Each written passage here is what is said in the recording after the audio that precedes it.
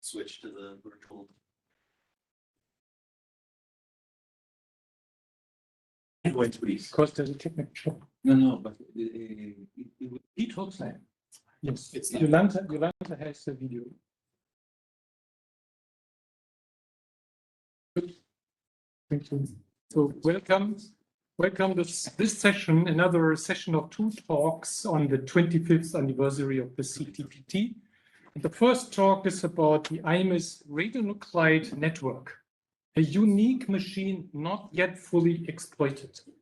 And the speaker is Anders Ringborn from the Swedish Defense Research Agency, FOI, in Stockholm, and he is research director. Anders, I'm happy for you to be here, and the floor is yours. Thank you very much, Martin, and thank you to the PTS for giving me this opportunity. Let me share my presentation.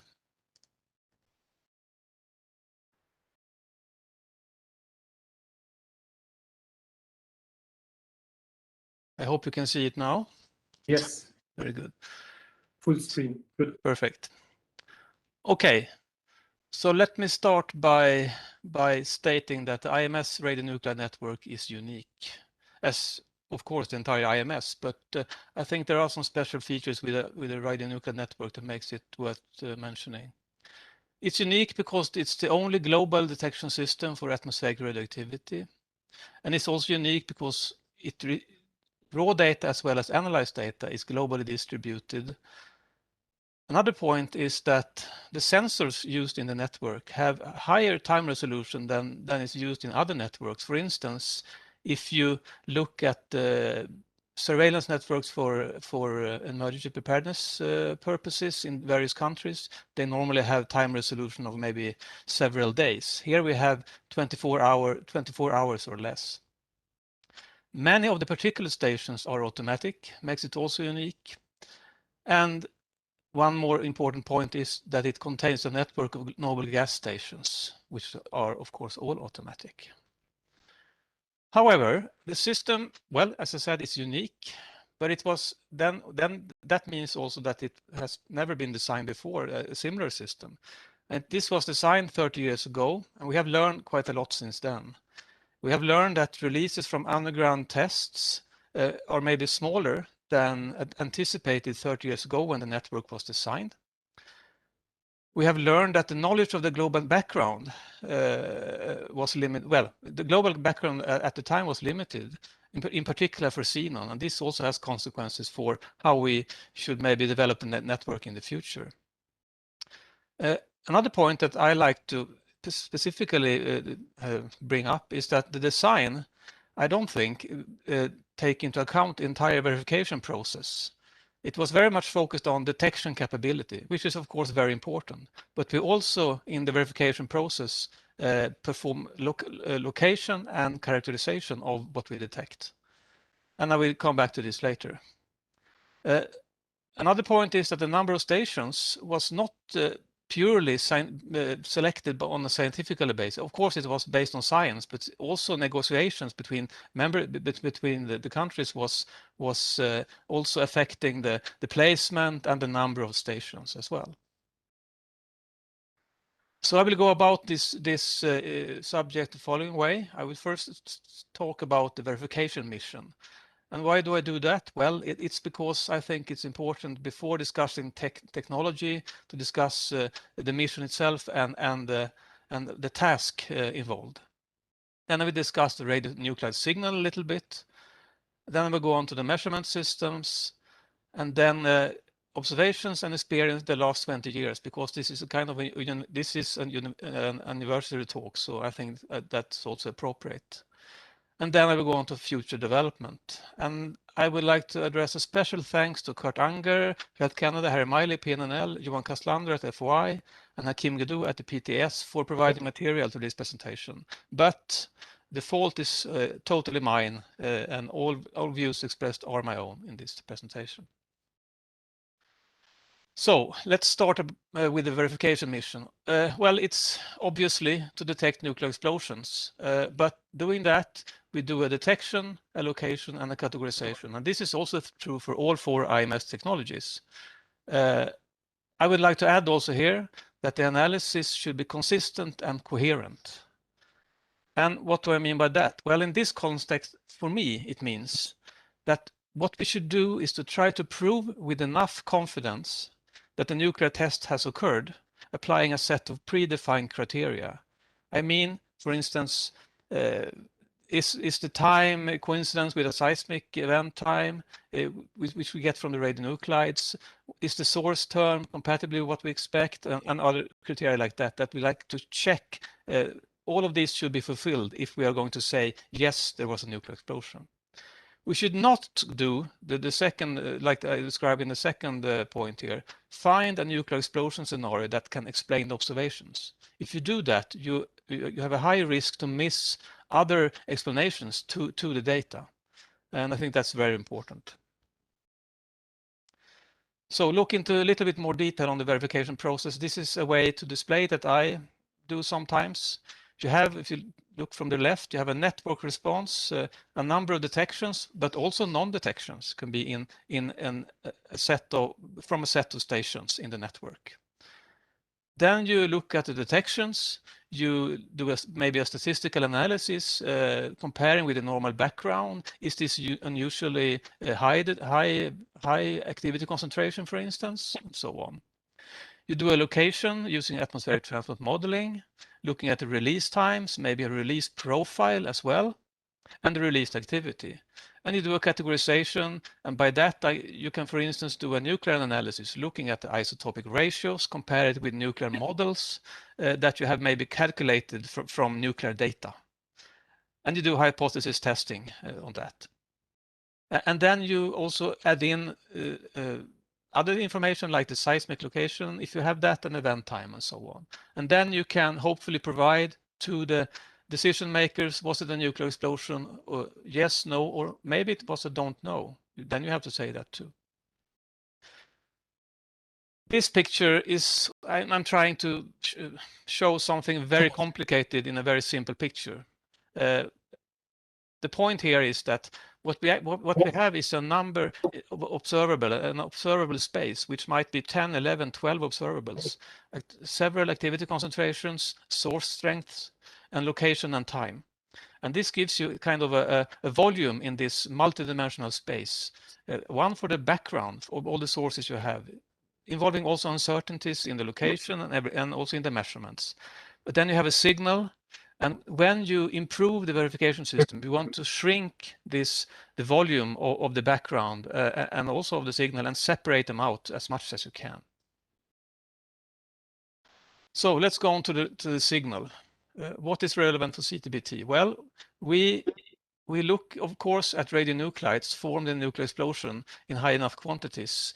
They should have also half-lives long enough to allow them to be transported and measured as well. For that, we need detectable gamma radiation because that's the main technology we are using today to detect the different nuclides. Another important point is also that the list should then be agreed also among the member states. And following these criteria, we have now ended up with a list of 88 CTBT relevant radionuclides. 46 of them are fission products, and 42 of them are activation products produced by neutron activation on surrounding material. You can see that the fission products here are centered around two different distributions like this in like mid-size masses. But the activation products are spread out over the entire nuclide chart like this, and you get this combined chart of the relevant nuclides. But all nuclides are not as relevant as there are different relevances for the radionuclides, because there are some nuclides that are more probable to detect than others because of their decay properties, for instance, production yield, branching ratios, and so on. And another important point is also the volatility of the nuclides. So Murray Matthews did a report in 2005 when he also defined a list of significant nuclides based on detection probability. And you can see that list to the bottom left here. And the list is also shown as a function of days after uranium-235 fission here, like that. And so the nuclides move around a little bit, of course, as they decay. Volatility can be also very important because the most probable scenario we have is an underground nuclear explosion. And this is illustrated by this compilation of data from historical US tests provided by Harry Miley and others. I took this from a talk at the latest WASMIP conference a couple of weeks ago. And you see the number of detections of the noble gases are high. There are also other nuclides detected from underground nuclear tests, like iodine, tellurium, and cesium. But there are also some refractory nuclides detected as well. For example, barium and lanthanum 140, they are detected. The reason could be also because they have xenon as a precursor. So the xenon seeps out and then decays to barium and lanthanum, and they are detected as particulates. So this signal should be detected on top of a background from various sources like rhesus banded soil. You have radon and thorium daughters, potassium 40, radon 238, for instance. You can have cosmogenics like beryllium 7 and sodium 24 come from spallation of high energy protons from the solar sun, for instance. But the most important background, as you see now, is from man-made sources like isotope production facilities, nuclear power plants, research facilities, industry also using various radioisotopes. Of course, we have the nuclear accidents, Fukushima, Chernobyl, and so on, and also historical tests. You can also have background from the detector itself. So now let's take a look at the machine we are using. We have 79 globally distributed sites. One is still to be decided. And this is right now equipped with 46 certified manual particulate stations. So these are manual systems. So this technology is old, has been used for many decades, but it still works fine, of course. You take the filter and you compress it and put it on a detector for measurement, and allow it to decay for a day also to get rid of radon daughters. The sensitivity is very, very high for these systems. We also have 27 certified automatic particulate stations as well. And you can see two examples here. Most of them are the US RASA machine, but also there are systems equipped with the Finnish Cinderella system. And they have the same measurement protocol, the same measurement principle as the manual stations, but they have solved the task using various mechanical solutions instead. We have now 26 certified, I think it might be 25 actually, I'm not 100% here, certified noble gas stations, which are the Swedish Sona 2s or Spalax systems. And they are not as sensitive as the well, if you look at the MDC in becquerel per cubic meter as the particulates, that's because the airflow is lower. It's compared to the 500 cubic meters per hour, we have here maybe 1 cubic meter per hour, or a little bit more for some systems. But maybe in the future we can reach even higher air volumes here and get even lower sensitivity. But these are still very, very sensitive systems. We also have the radionuclide labs, which are used for remeasurement of archive filters and bottles, and they generally have more sensitive measurements than at the stations. And last but not least, of course, in this machine, we have the International Data Center and the national data centers, which also are a vital part of the verification system. Just to show you a little bit of how this network has developed over the years, you can see here the number of certified particulate stations the last 21 years to the left. And you can see that we are very close to the target of 80 stations actually for the particulates. For the noble gases, I display here from 2011 to 2021, the last 10 years. You can see that we are a little bit further away from the target. And I think here it's really important that we certify the last stations, noble gas stations in the network. There are not so many noble gas stations. We need them all. This is just to illustrate the sample analysis history. We have for particulates now we have reached around 25,000 samples per year, and for the noble gases we have around 14,000 samples per year. There are more samples per system from the noble gas stations because some of the systems are collecting 12-hour samples instead of 24. And with the next generation systems that's coming online now in the next years, we will get even more noble gas samples because the time resolution will increase even more. So let me now walk you through a little bit of the observations the last 20 years. I have here used data from the Swedish National Data Center, but the analysis results are from the IDC reviewed analysis. So this is a nuclide chart showing all reported detections the last 21 years. I tried to find a way to display all this. I think this could be one way. The red bars are CTBT relevant and the green ones are not CTBT relevant. And you can see that the largest bars are from cosmogenic beryllium and from radon daughter of lead-212. And they are present in all particulate samples. And they are actually just a background to the signal we're measuring. The lead is actually quite a problem because there are a lot of peaks from lead disturbing the other peaks in the spectra. We also see cosmogenic sodium-24, but then we also see the xenon isotopes here, which constitutes a large part of the CTBT relevant detections we get in the network. This is also illustrated in this picture, where we can see here I just pointed the top 8. If I remove beryllium and lead, the top 8 nuclides in the detection frequency histogram are we have the 4 xenon isotopes. We also have the sodium, which is cosmogenic, but then we also have volatile cesium and iodine, for instance. If I remove the noble gases and the sodium-24, beryllium and lead, I look just at the particulates, I get this picture, still the last 21 years. You can see cesium and iodine and also cobalt-60 in this picture. But this is not so informative because this data also contains the Fukushima accident, which gave rise to a lot of detections in the network.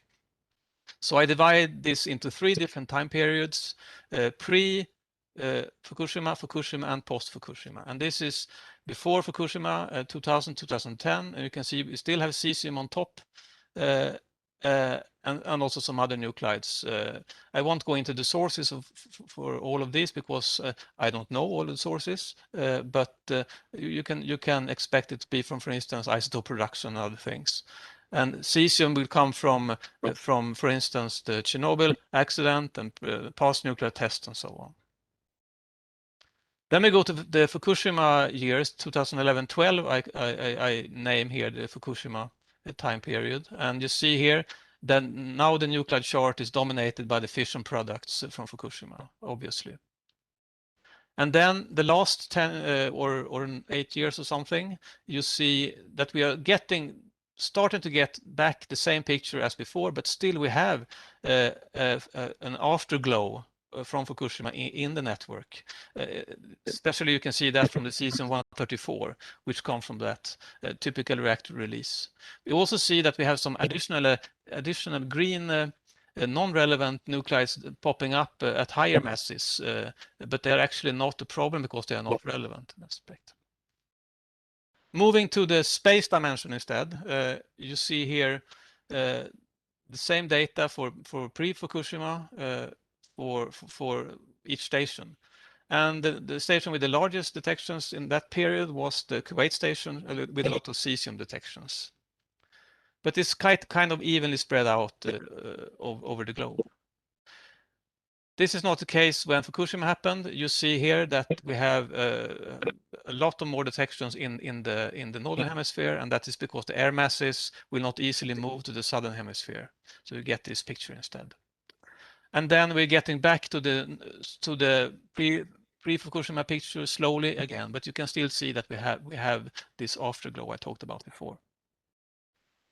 So before ending my talk on particulates, I just want to mention iodine. It's a really important fission product. As we have seen, it's volatile. It has the most likely, it's the isotope most likely to the aerosol most likely to escape an underground nuclear test.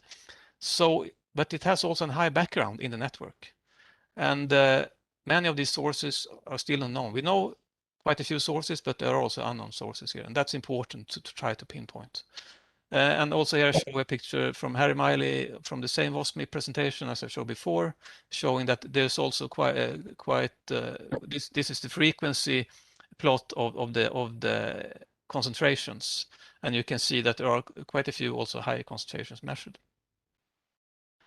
Move over to xenon. There are quite a few different radio xenon sources, actually ranging 15 orders of magnitude in source term. If you take into account spontaneous fission in a radium ore, for instance, all the way up to the release of an entire nuclear power plant inventory. That was the case in Fukushima.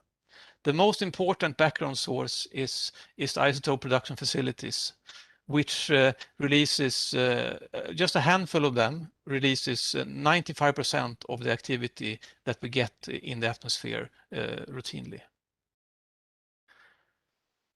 So this background is global, but variation between stations is high, and this is illustrated by this map from Pascal Hashim et al. Showing a yearly average concentration, calculated yearly average concentration, how that's distributed globally. Many of these sources are known, but not all of them.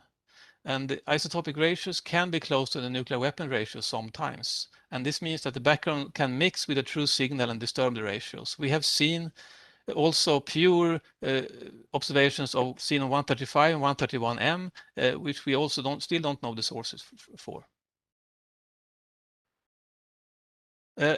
So because we know that most of the xenon comes from the isotope production facilities, and we know roughly how much they release. And thanks to, for instance, the STAX project, we know that in much more detail now. But that makes it possible actually to on the average determine what you would expect from a station. And this is illustrated with another graph from Pascal Hashim et al. Showing the mean simulated and measured mean concentrations of different stations. And you can see that the values are actually pretty close with a few exceptions. So this is true on the average, but in the individual cases, it's much more difficult. I try to illustrate this with the data from a paper we wrote on the detections from Stockholm, which is close to the Forsmark nuclear power plant. Data in black, 6-hour time resolution with the Sona 3 system, and forward ATM modeling. This is a 0.1 degree model. The source is just 150 kilometers away. We know the source term because we have data from the stack. And so this is a very, very, favorable case. But still, we can predict many of the plumes. But still we are overshooting or undershooting quite a lot. So it's still in individual cases. It's still I think we have a way to go, and this highlights the importance of ATM uncertainties and modeling. And this you will hear more about this in the next talk. Finally, on the noble gas part here, I would like to mention the network coverage for radiocene, which we have studied more and this is just an early calculation I made together with Alan Moore at Health Canada in 2009, just to show illustrated. There has been other simulations done later, but the principles are the same that we have for xenon 133. You can see we have quite good coverage as we go closer to the poles, but in the equatorial regions we have holes where we don't have a very, very good detection network coverage. And this is even more true for xenon 135, actually, which is an important isotope to detect from a nuclear test. Because it's more short-lived, only 9 hours, so the coverage will be poorer. So let me conclude on this part on previous detections. We have to, of course, talk about the DPRK tests. There's been 6 DPRK tests. We have confirmed detections from 2 of them. That's 33%. And the first one here is, as you know, then from the DPRK1, Yellowknife, detected in Yellowknife, Canada. They had a peak here and you have the simulation here, simulating release from the DPRK test site, and with the known background sources in gray here as well. So it indicates it was compatible with the release from the test site, but the area, the field of regard was very, very large in that case. There were no stations, IMS stations in the area at the time, but we moved from FY, we moved together with ROK, we moved the system close to the demilitarized zone in between North and South Korea, and we were able to catch five samples from that test. So that kind of also, in a way, confirms that there were releases from the source, and it also, I think, it also strengthens the case for Yellowknife. The second case was in April from the DPRK3, and this is, I think, a very solid one. To me, it fulfills all the criteria that you would set up for proving that this was noble gases from a nuclear test. We have anomalies detected which are way out from the background. We had isotopic ratios that fitted nuclear scenarios using the time zero from the seismic signal. We had location which was very the area, the probable area of release was quite small, and this was much thanks to that this was detected at 2 different stations, and that will give you a better location capability. The release term was about 10 to 12 becquerel, to be compared with the design criteria, which was maybe 10 to 15 becquerel release term. So that tells you that the release was much smaller than was originally anticipated from this kind of releases. So to sum up this part, the network is close to be complete, but it's important to get the remaining radiocino stations installed and certified. Not all CTBT relevant radionuclides are as relevant as others. The background for particulates is relatively low for most nuclides, with a few exceptions, for instance, iodine. The radiocino background is global and variable. It's important to continue to identify background sources for xenon and iodine, for instance. We need to increase the network xenon detection coverage. And the released activity from a nuclear test was overestimated when the network was designed. We have seen 33% of the deep work tests, well, not the best uncertainties in that statistics, but still a number. The methods used for location needs to be improved, including uncertainty estimates in the ATM modeling. So let's go on to future development. In my mind, I think that the development should be more than it has been before, guided by a network perspective, where you include the scenario analysis and using the entire verification process that I discussed before, including not only the detection, but also location and characterization. And we try to put numbers on this in a report from FY about 10 years ago. You have the reference at the bottom of the slide, where we try to calculate at least a first step at giving to calculate a network figure of merit of the verification capability. We call it the network verification power, and it actually constitutes of 4 different parameters. We call it detection power, location power, and rejection power, which is the capability to reject false scenario.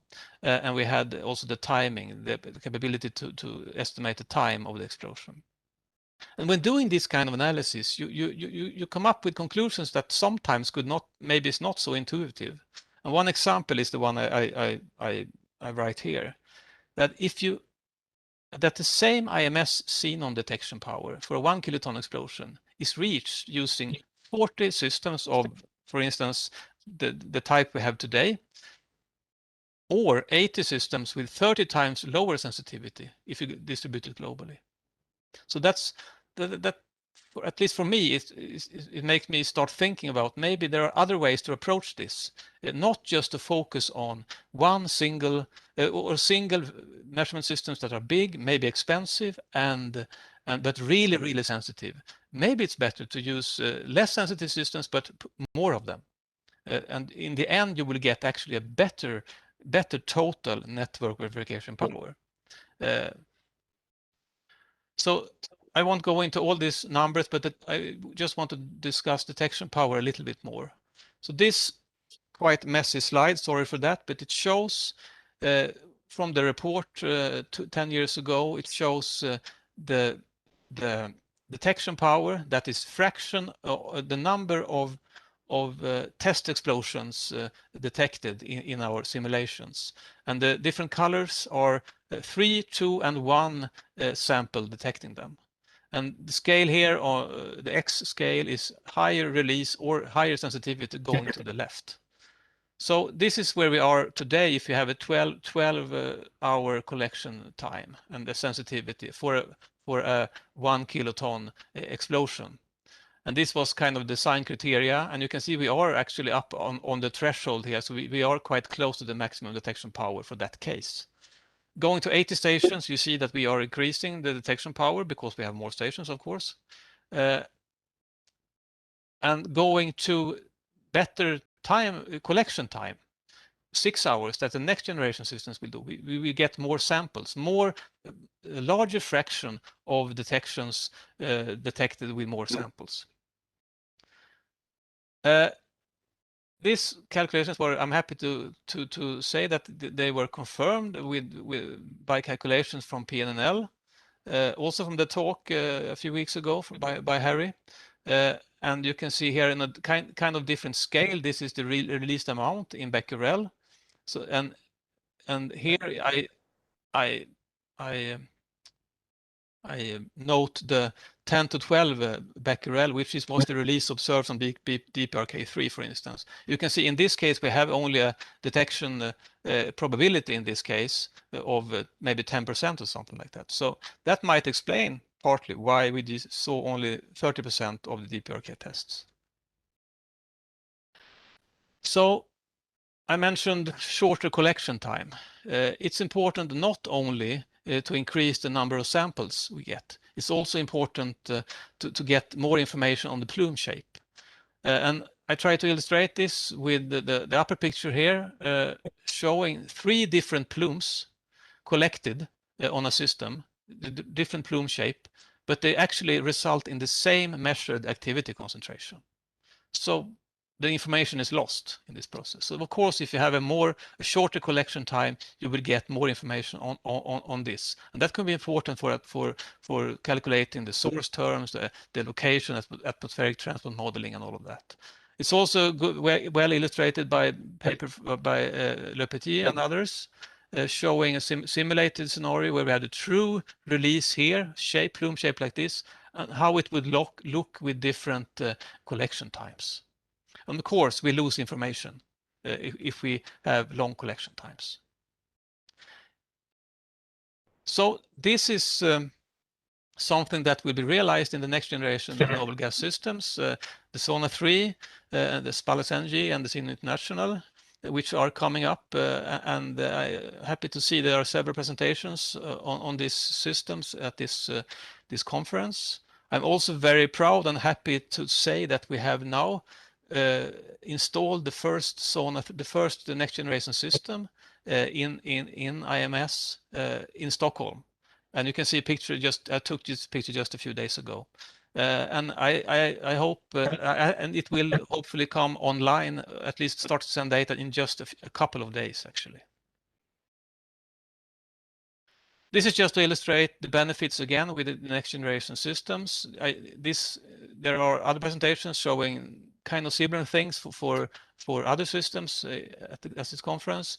Here I compare the SONA 3 and SONA 2 data, and you can see the increased time resolution effect. You can see the improved information of plumes, improved sensitivity for SONA 3 in particular for 135. You can see it goes down quite a lot.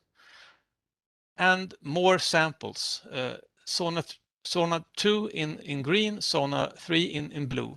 And these are observations in these 4 isotope plots, or actually a 3 isotope plot in this case, were used to categorize the detections together with the calculated nuclear reactor cycle in red and black.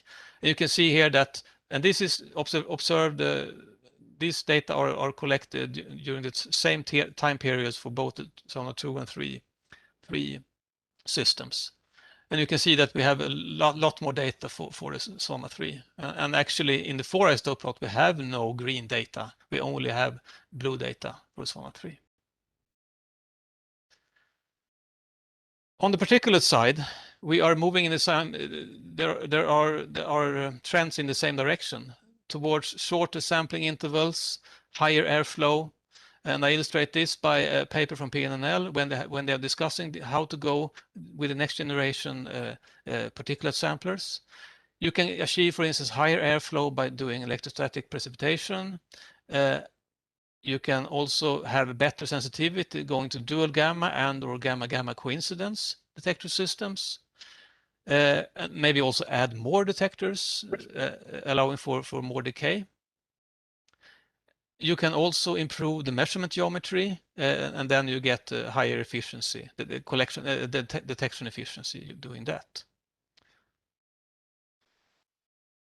The labs are also developing new systems, and one common theme here is to go to coincidence detector systems. I illustrate this just for fun here with showing that this is of course not a new technology, but it has been used for a long time in basic nuclear science. And this is the gamma sphere from argon with I guess hundreds of sodium iodide or germanium detectors with veto detectors around them, rejecting background and so on. But you can use the same principles here also for the labs. And here's one example, is a poster on this conference from Rich Britton and others, showing a dual detector and how you can suppress the background by doing a coincidence measurement, for instance. This is work on this also at Health Canada. I provide the material from Kurt Unger on this, and I think this was called the Tin Man. And this one also show, this picture also show how you can gate on different energies and really suppress the background. Doing this, you can improve the sensitivity with veto detectors, coincidence, and so on. You can sum the data and get better statistics. You can reduce biases from sampling inhomogeneities. And you also, of course, have redundancy, because if one detector fails, you still have one to measure. And this would also require maybe new data formats for the IDC, going to list mode, when we can then sort the data on an event-by-event basis instead of just have one spectrum to look at. Another technique that I find, of course, this is not new either, but maybe it should be used more on the labs, is radiography. And this will give you more information on the particulates. Here I show example of ruthenium-106 measured in Sweden in 2017. You can see 3 different samples with different activities, and you can see that it's evenly distributed like this, showing that this might be a very small particles distributed, almost like a gas coming to the filter. And this particle distribution is important for ATM because it's input to the calculations. And the more we know about that, the better we can do those simulations.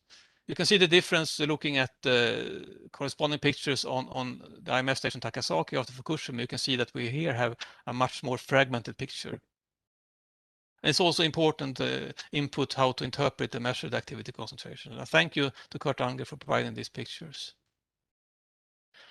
So before I end, I just want to discuss how we have interpreted and gone one step further with this network thinking. Building the first radio xenon array that's actually right now is operating in Sweden. The goal here is to, instead of using one very sensitive and very good system, we replace it with five less sensitive systems, but to about the same cost, and we place them in a configuration, array configuration. And we have done that now. We have installed in Sweden now 5 of these systems, and you can see one of these cubes that we are using, which actually has about the same sensitivity as the Sona 2 systems used in IMS today, but much smaller size and also cost. And you can see here the first installation, which is actually at the seismic station in Hagfors in Sweden. So I think this is the world's first co-located xenon and seismic measurement station. You can see here where we have the installations right now. It has been running since May 5 this year. And take a look at the first plume observed, or maybe it was the second, that hit Sweden. This was a plume in May that hit all 5 cubes, but also a Sona 3 that we have measuring in Stockholm. So here you can see the same plume detected with a cube array compared with a Sona 3. You can see the Sona 3 data is very rich in structure, so it works fine, and you get a lot of information from that.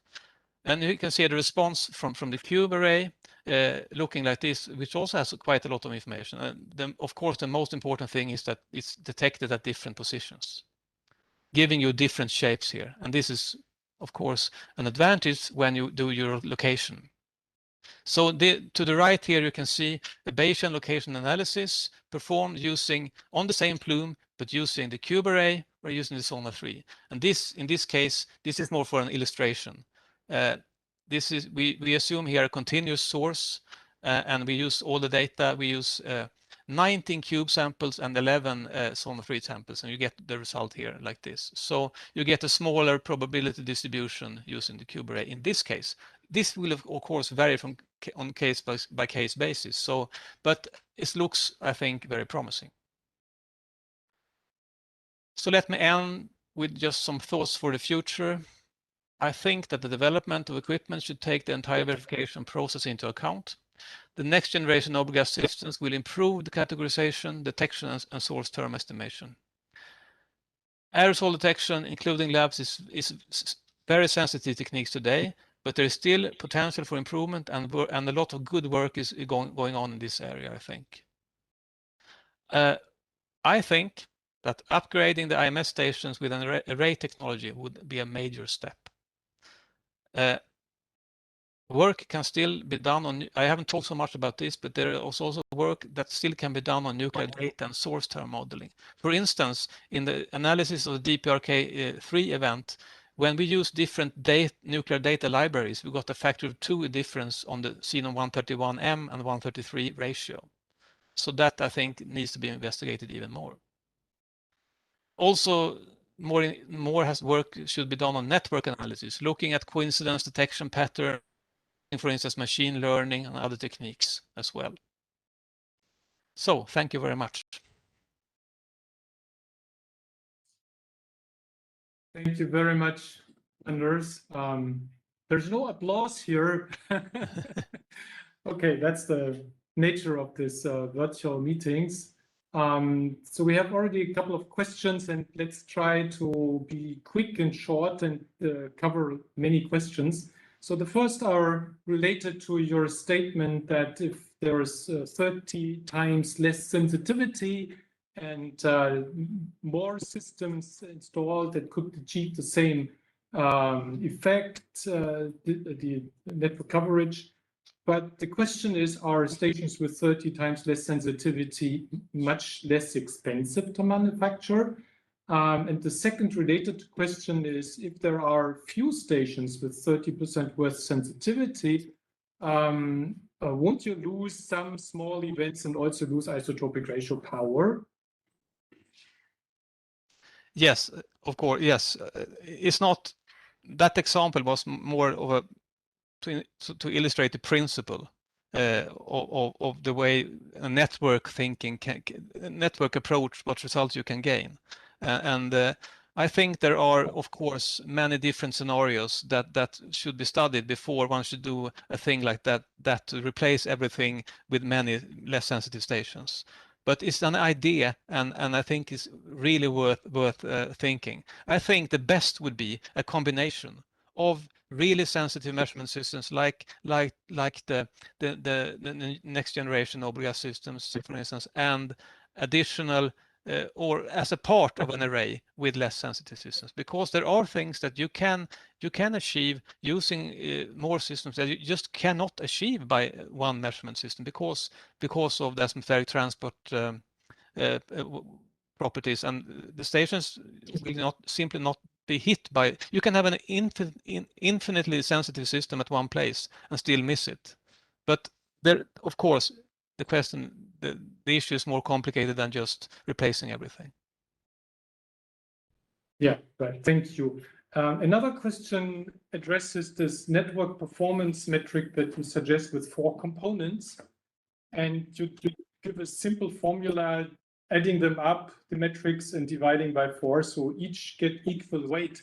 But isn't the output of this sensitive to the weight you attach to each of these 4 components? And an additional question is, sometimes one of these components doesn't deliver anything. For example, location maybe not be possible, or the isotopic ratios for characterization may not be applicable. So how would you apply this formula? I think it's also just a quick suggestion, but what further thoughts do you have? I think, of course, you have to discuss the way you weight the different parts, absolutely. And I have no good answer. We just divided by 4, just to show the principle. But if the location capability is 0, then it is 0. So that will lower your total network verification capability. So it should go in as 0 then, I think. Yeah. So now, thank you. I think that's a good answer. And now let's take a look at the broader time scale. 25 years, and the negotiations are even longer ago. You alluded to the fact that the release from underground nuclear tests assumed at that time of negotiations were in the meantime shown to be higher. So at the time of the negotiations, at the time of negotiations, one thought they are higher. Now we know they are smaller. One question is, how do you know what did we learn that the emissions are smaller? But more generally, compared to the minimum requirements for the network that were derived from the goal for certain detectability of a 1 kiloton TNT equivalent explosion, how much better than this minimum requirement do we already are with the existing system, and how much further can we still get in the future? What do you think? Yeah, it's not easy to give a number on that, but of course we are a factor of 10 or so better already with the measurement sensitivities from the original requirements, and we are getting even better than that for the noble gases. So in that respect, I think we are improving quite a lot actually. But and we detected when stations were hit, we detected a 10 to 12 becquerel release in the DPRK3, for instance, which is a factor of 1,000 or 100 to 1,000 less than was assumed in the design of the network. But that's just one case. I think it's difficult to answer in a general way because we don't have so much data actually. But I think that this new generation systems will show, and we are still learning. We have to get control of the background as well. If we get a better control of that one, I think we that's equally important as going to lower sensitivity. But as I showed, we are now still using 40 stations. We are still quite off, not even reaching 50% detection capability using for instance 10 to 12. So I think we need more stations.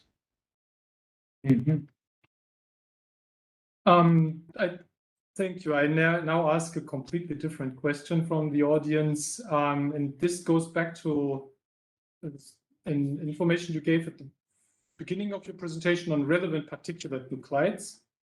And the suggestion is it is worth reviewing, or the question is it worth reviewing the radionuclides with noble gas precursors persisting from a few seconds and longer, and what are the technical implications? You mean then that the precursors should then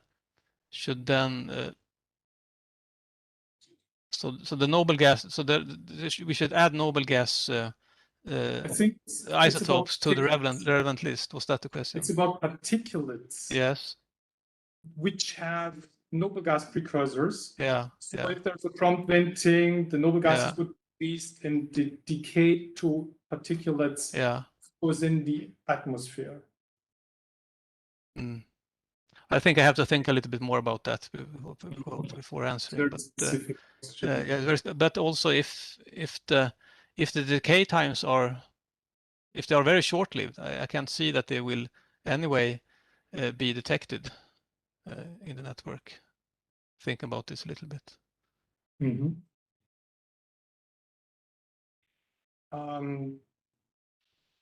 Okay, maybe we go back to what we discussed before, because there's one question: what changes have been made since the most recent nuclear test announced by DPRK? That's about 4 years, 3.5 years, almost 4 years now. I think probably not much has changed since then, but now we are embarking on a big change with the new noble gas systems. So what do you think would be the impact of going to, in summary, I mean, you have given a lot of detail on that, Zona 3, etc. But how much better would we now be able to detect the DPRK test? Well, assuming that we have had Zona 3s or Spallas NGs or seen internationals in Userisk and Takasaki from the last, for instance, from the last test, I think it's hard to quantify, but we will have a much better chance to detect more isotopes and get better ratios. And maybe detect ratios that we maybe seen on 135, for instance, that was not detected by these systems, but the sensitivity has gone down quite a lot. So maybe we would have the chance to see seen on 135, and then we'll get a ratio from seen on 133, and that would have been a big difference. For instance, just as an example.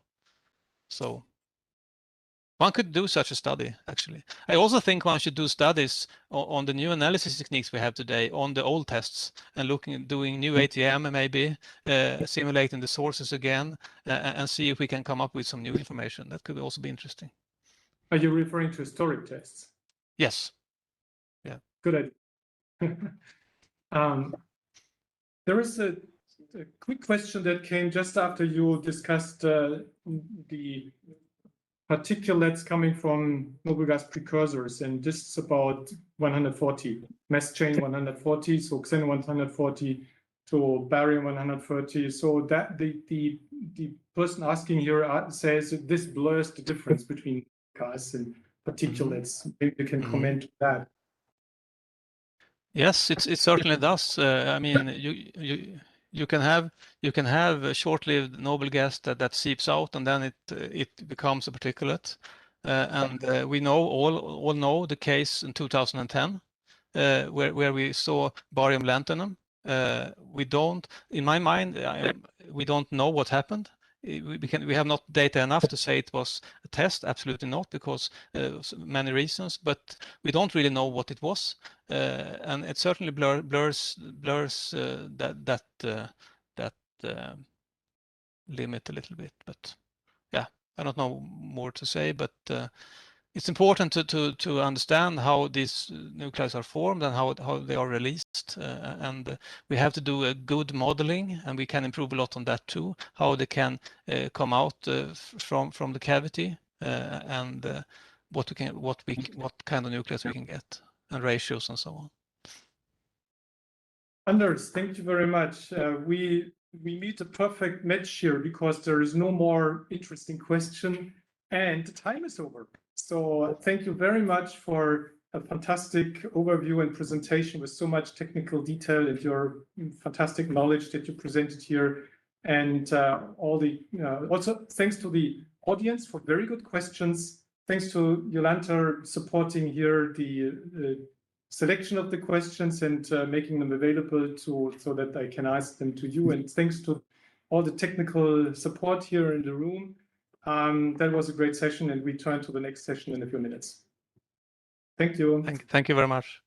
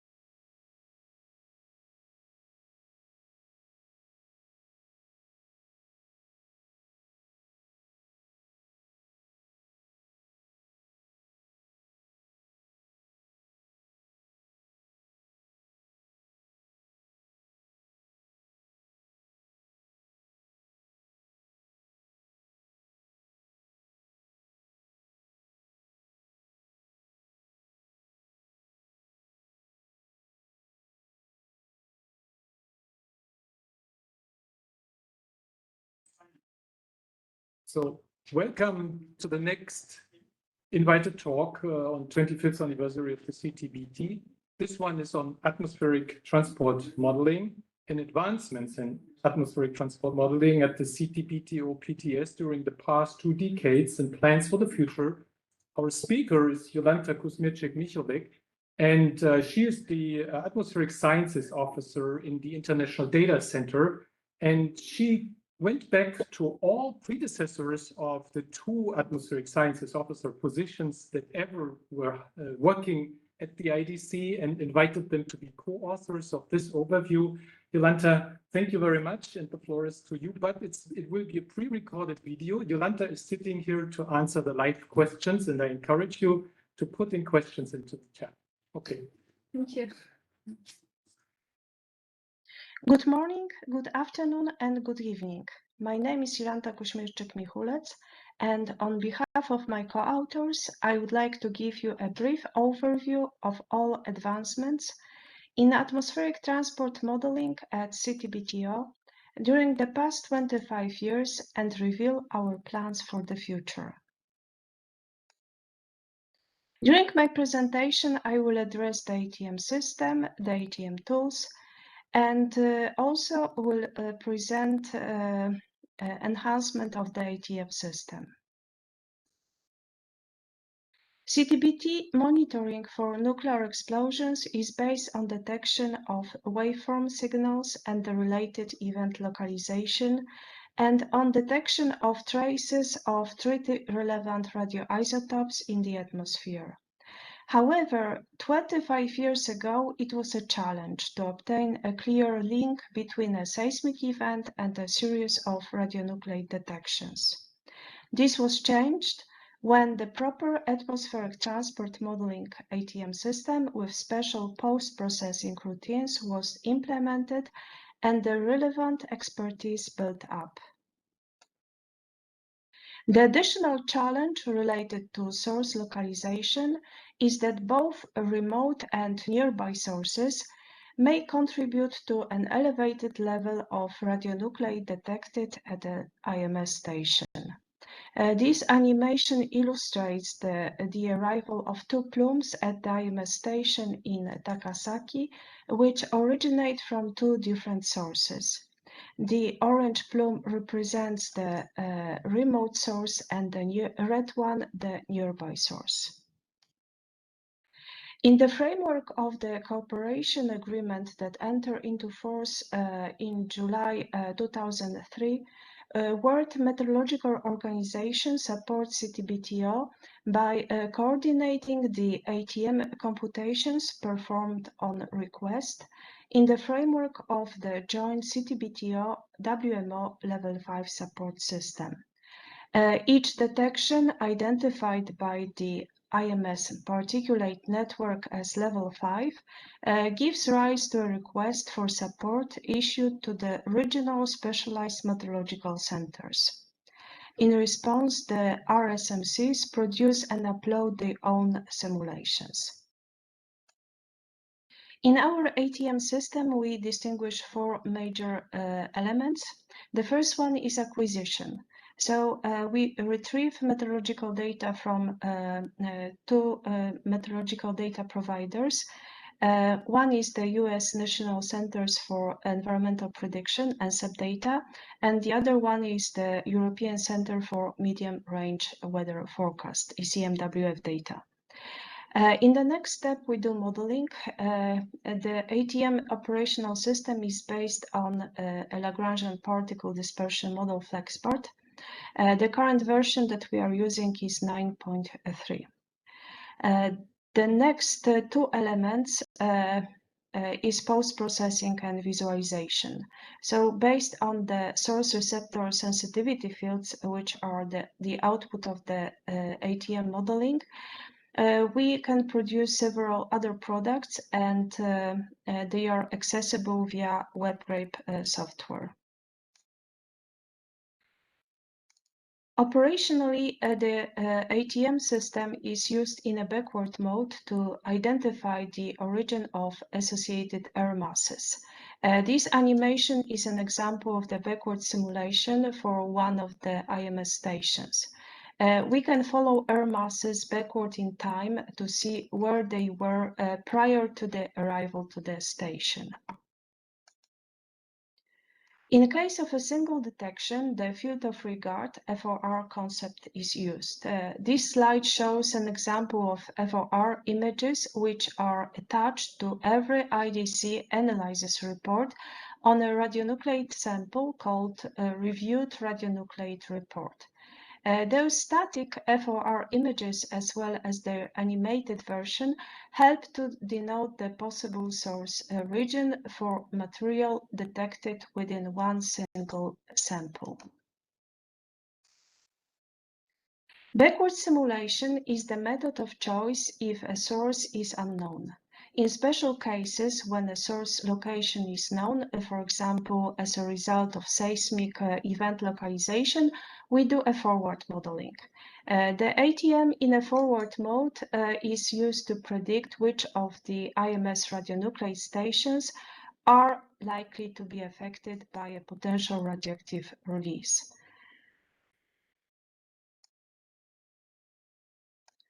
The first ATM operational system deployed and used at IDC was delivered by the prototype IDC. Source receptor sensitivity fields were generated for all RN systems using ANSAT data. Those results were archived only for 6 months and deleted because of the insufficient storage space. A mass storage system was procured in 2000, which facilitated the process of archiving data. This slide shows the milestone associated to enhancement of the global atmospheric transport model FlexPart. When the new updated version was available, our ATM pipeline was also upgraded to include the new version. The most recent version was added in 2017, and this is the version 9.3, which is optimized for CTBTO needs. This slide also shows that in 2014, we started to develop in parallel to the WebGrape desktop version, also its online version, which is called a WebGrape internet-based service. In 2002, the backward simulations were initially generated for 12 radionuclide systems, but shortly their number increased to 80.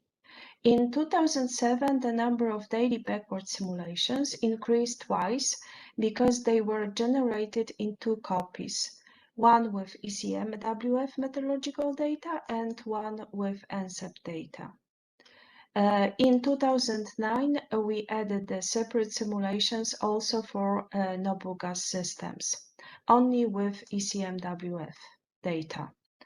In 2013, the ATM pipeline was upgraded and the new version of FlexPart version 9 was installed.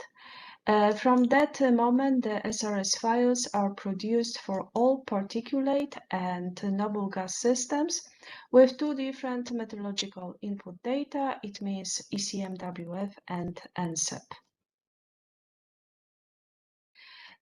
To enable interactive visualization of the ATM outputs and identification of possible source areas of radionuclide detections, at IMS stations, the IDC has designed and developed a software called WebGrape. The project on WebGrape was initiated in 2003, and since then, many new functionalities have been added or enhanced. This sequence of images demonstrate how one of the functionality which is implemented in WebGrape called PSR has evolved. The first option of PSR, the person correlation, has been already implemented in the first version of WebGrape. It calculates and displays the correlation between measured and simulated activity concentrations for each grid point in space and time. This algorithm includes all values, even very small SRS values close to threshold, which is not always wanted by a user. In 2017, 2 additional options of displaying the person correlations were added, which allow a user to have more control over the data. In 2020, the additional option to calculate PSR based on Spearman's rank coefficient was added.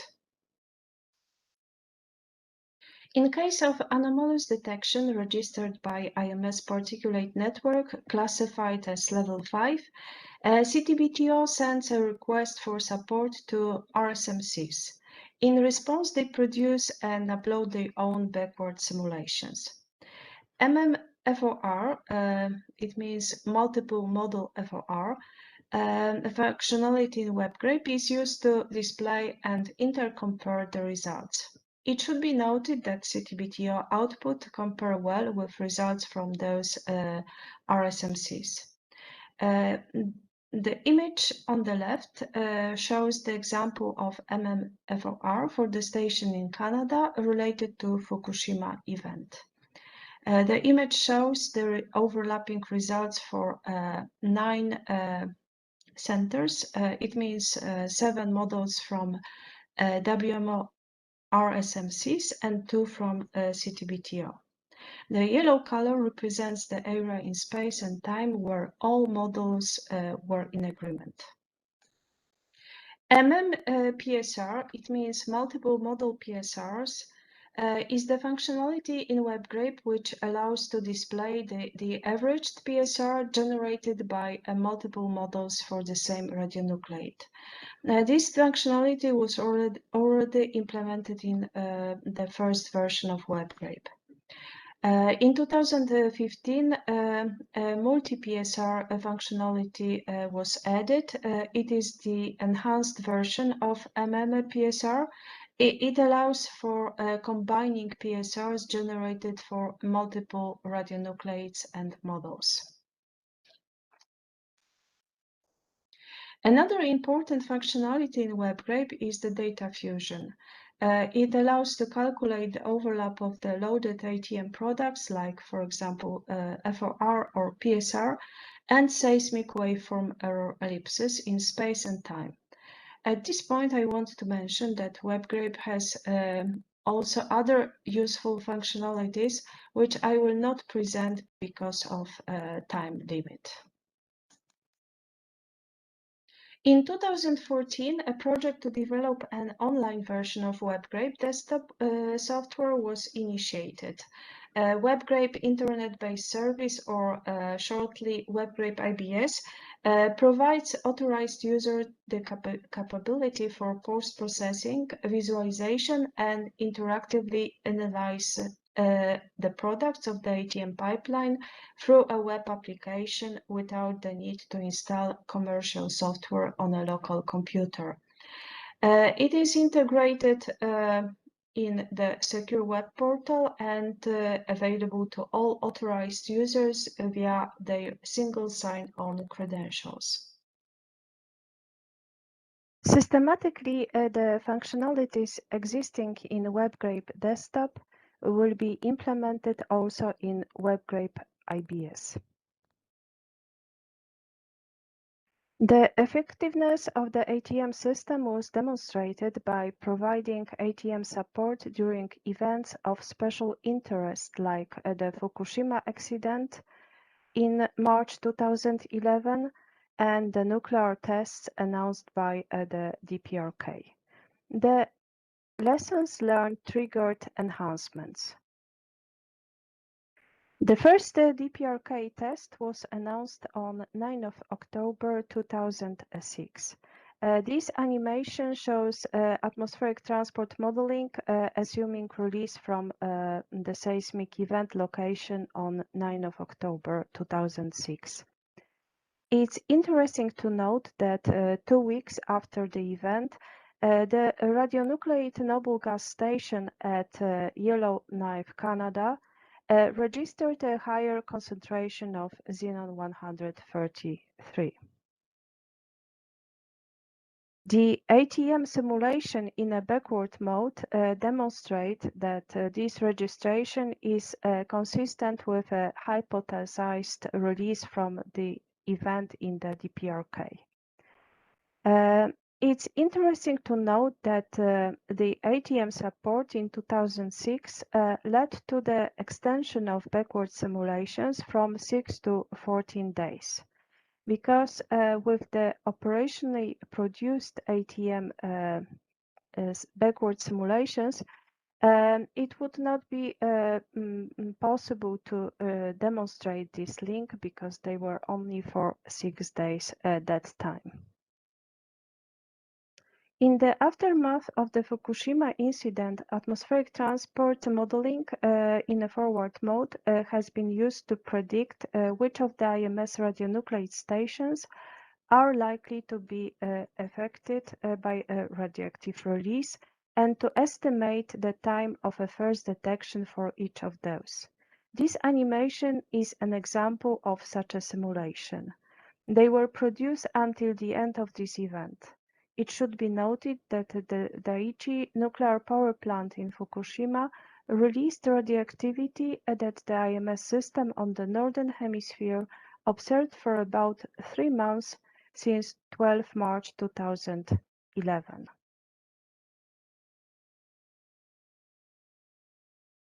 The effectiveness of the ATM support was broadly recognized. In February 2012, the government of Japan made a voluntary contribution to the CTBTO for the enhancement of the atmospheric transport modeling system. This voluntary contribution from Japan provided hardware infrastructure which enabled development of the higher resolution ATM system. In 2014, the work towards increasing the resolution of the SRS fields from 3 hours temporal to 1 hour and from 1 degree spatial to 0.5 degree was initiated. The first attempt to introduce those changes resulted in a significant increase in runtime, from about 4 hours to over 30 hours. To address those issues, a project on enhancements to FlexPart software was initiated in December 2014 with a requirement that a simulation should take less than 12 hours in order to timely deliver the SRS products. In November 2017, scripts to create pre-processed metrological files and a new version of FlexPart, version 9.3, using those files were installed. In August 2018, we reached the first milestone. We could start production of SRS files with 0.5 degree spatial resolution. 2 years later, in August 2020, we reached the next milestone. This time, SRS files could start be produced with temporal resolution of 1 hour. We can say that in August 2020, the work towards increasing the resolution of the SRS fields from 3 hours temporal to 1 hour and from 1 degree spatial resolution to 0.5 degree was completed. Thanks to optimization of FlexPart, enhancement of the ATM pipelines, and the new ATM servers procured in 2019, currently time to complete a simulation doesn't exceed 4 hours. In total, we produce 296 simulations daily. One of the important elements of the ATM system is high-resolution ATM. On a global scale, high-resolution modeling is neither feasible nor required. However, on a regional scale, in case of regions of complex topography, such modeling would be beneficial for the quality of the ATM simulations. We would like to invite you to see the poster at the poster session T41. We will discuss the possible improvements for source localization using high-resolution atmospheric transport modeling. The important role in enhancement of the ATM system have EU projects. The final results of 2 projects funded by EU7 will be presented at sessions T24 and T41. A poster with a number 590 will discuss the results related to exploration of effective determination of ATM confidence levels by ensemble modeling. Poster with a number 593 will discuss methods to assess the value of high input resolution in atmospheric transport models. So please come to see those posters. To meet the needs of the verification system for the CTBT, the IDC aims to develop a world-class ATM system and take all opportunities to validate it against systems from other major ATM centers. IDC participated in 2 multi-model exercises entitled the ATM Challenges in 2015 and 2016, and is currently participating in the 3rd ATM Challenge, which was launched in November 2019. The results of 2 first exercises indicate that the performance of the CTBTO simulation is very good. More details on the 3rd ATM Challenge will be given in the presentation during session T24. Please come and see. These slides list our aims and plans for the future. In the future, we plan that ATM pipeline will be upgraded to make use of a newer, enhanced version of the Lagrangian particle dispersion model FlexPart version 10, to provide computational performance gains and more reliable and robust processing. We will investigate the added value of GPU to further accelerate ATM simulations. Those changes will allow the upgraded pipeline to operate in the most optimal way and to extend the ATM capabilities to include ensemble modeling for special expert technical analysis. Using Ensemble Prediction System, EPS, will allow to estimate confidence levels in ATM guidance. Further focus areas will include studying uncertainty estimates for ATM and also developing semi-automated software to support high-resolution ATM at a regional scale. On the list of future activities are automatic creation of the MMFOR with RSMC's SRS fields for samples of special interest, not only level 5 but also level 4 and level C coincidence, to be included into the standard screened radionuclide event bulletin. Automatic creation of the PSR to be included into the standard screened radionuclide event bulletin in case 3 or more samples are associated to the same release event. We would like to explore and implement ATM methods for determining simulated concentrations in IMS samples and implementing flag ATM backtracking to known sources. We would also like to develop further ATM methods for characterizing the source of an event as an input for hypothesis testing for an observation being possibly caused by a nuclear explosion. We also would like to explore machine learning algorithms to identify an anomalous observation not consistent with previous observations and known sources.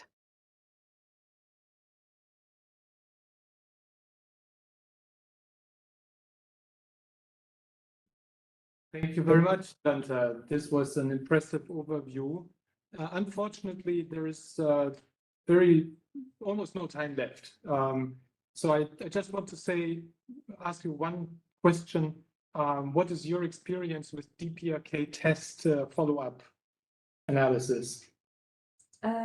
When I joined in 2012, my first task was to start preparation for to learn how to do forward modeling, just to be ready for this kind of event. And this event happened a year later. So in 2014, I could really participate in doing the forward simulation and monitoring.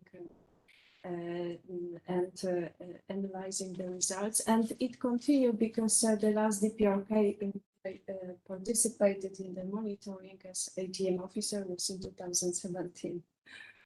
So I mentioned this because this was definitely a highlight, and your results were shared by the organization with the state signatories in the briefing to all states after the event and follow up later. But the time is over. Thank you very much again. Thank you. Yeah, the time is over, and we do have to move to the next session, unfortunately. So thank you very much for the audience, for your attendance, and for all the support staff here. Thank you, Yolanda. thank you.